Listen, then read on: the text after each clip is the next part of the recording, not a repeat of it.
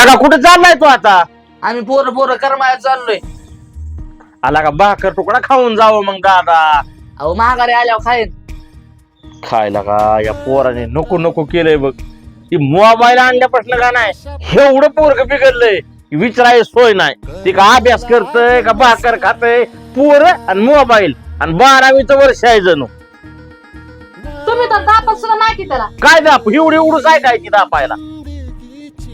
तुम्ही तर दापत सुद्धा नाही त्याला. ती का त्या पुस्तकाकडे बघतय का काय होतय. आणली तशी कपाटात पुस्तक आहे ती बरोबर आहे.